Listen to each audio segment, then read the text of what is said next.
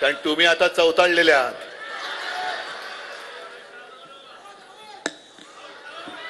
आवाज येतोय ना? आपला आवाज दिल्लीच्या कानाचे पडदे फाडून टाकणार आहे. पहिल्या प्रथम मी दोन्ही राऊत बंधू संजय, सुनील, नंतर आपले रमेश आहेत, सुरेश आहेत आणि तुम्हा सर्व शिवसैनिकांना मनापासून धन्यवाद देतोय. दिशा कोणती कल्पना नाही, पण पाऊल पुढे टाकण्याची हिंमत तुम्ही दाखवलीत. आणि साहजिकच आहे, शिवसेना प्रमुखांच्या तालमीत आपण सगळे तयार झालो आहोत. शिवसेना प्रमुख नेहमी म्हणायचे, मी म्हणेन ती पूर्व.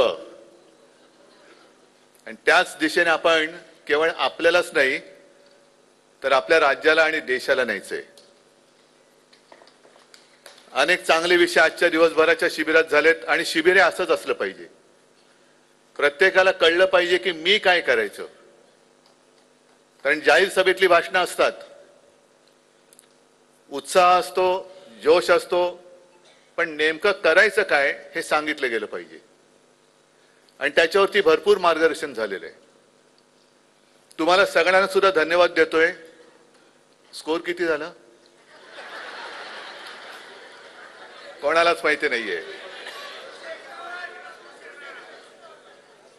आपल्याला स्कोरची चिंता नाही, आपल्या विरोधकांची दांडी उडवायची.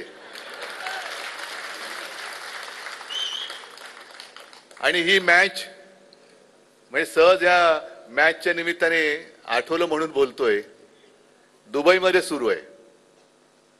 टीव्हीवरती बघायला काय हरकत नाही, दुबईत जायला सुद्धा काय हरकत नाही. पण याच्या आधीची मॅच जी झाली हिंदुस्थान पाकिस्तान, ती दुबईमध्येच झाली.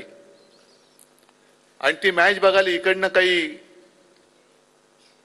तथाकथित बाळासाहेबांचे विचार मानणाऱ्यांची कार्टी गेली होती. निर्लज्जपणाने फोटो सुद्धा टाकलेले त्यांच्या इंस्टाग्रामवरती आहे. मला वाटतं अनुराग ठाकूर त्या पाकिस्तानी खेळाडूच्या बाजूला बसलेत. त्याच्यानंतर आपल्या महान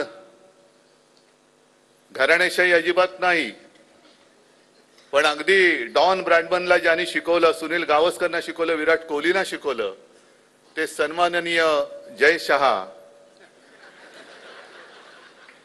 हे सुद्धा मॅच बघायला गेले होते. आता हा माझा पुढचा प्रश्न तुम्हाला आहे, हेच जर का जयशयाच्या जागी उद्धव ठाकरे असता किंवा आदित्य ठाकरे असता तर यांची नरकात गेलेली सगळी पित्र वरती येऊन थैताट घातला असता. बरोबर ना? कारण स्वर्गात पुण्यात्मे असतात ते स्वर्गात जातात, यांचे कुठे पुण्यात्मे नरकात गेलेत. पण एक फेक नॅरेटिव्ह जो हा विषय ना तो हाच आहे. नेमकं आपण कोणत्या दिशेने चाललोय हेच कोणाला कळत नाहीये. आणि म्हणून मी मगाशी संजय बोललो आणि ज्याचा तुम्ही उल्लेख केला की भाजपा हिंदुत्ववादी आहे हेच फेक नॅरेटिव्ह आहे. भाजपा देशप्रेमी आहे हेच फेक नॅरेटिव्ह आहे.